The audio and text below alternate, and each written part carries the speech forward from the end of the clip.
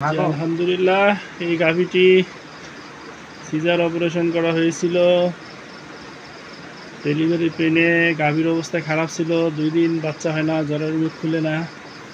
এরপরে লাস্ট স্টেজে এসে আমরা সিজারিয়ান অপারেশন করেছিলাম। এই গাভীটির যে বর্তমান অবস্থা আলহামদুলিল্লাহ ভালো, খাওয়া দাওয়া করতেছে।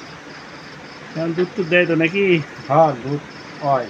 গরুটা যে বাইসা আছে এটা তো আল্লাহ শুকরিয়া আদায় করবেন নাকি? আলহামদুলিল্লাহ। গরু যে বাচ্চা, আবার এই যে বাছুর, আলহামদুলিল্লাহ। এটাই বাছুরটা না? দেন তো বাছুরটা আগে দেন দেখি। অনেক এই যে বাছুর, কত সুন্দর একটা বাছুর। এই যে বাছুর গরু দুইটাই আল্লাহ জীবিত রাখছে, এটাই তো আল্লাহ শুকরিয়া আদায় করে শেষ করতে পারবেন না।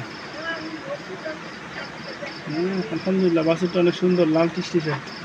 এই সেই বাছুর এবং এই গাভী আলহামদুলিল্লাহ ভালো আছে। আলহামদুলিল্লাহ সুস্থ আছে। আলহামদুলিল্লাহ, এটা আল্লাহ শুকরিয়া।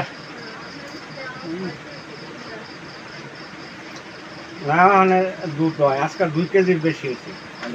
এর থেকে আরো দুধ হবে, হ্যাঁ ইনশাল্লাহ আরো দুধ বাড়বে। দুধ। এই যে বাছুর, বাছুর কি ঘাসও ধরছে না? এই বাছুর বাইসা থাকবে, এটা তো আমার প্রায় কয়েকদিন, একদিন পরে না আগের দিন থেকে ব্যথা উঠছিল। এটা বাইসা থাকবে, এটা আল্লাহর রহমত, আল্লাহর বিশেষ নিয়ামত, আল্লাহ শুকরিয়া। মাঝখানে একদিন এটা আল্লাহ শুকরিয়া আদায় করে শেষ করা যাবে না, বুঝছেন?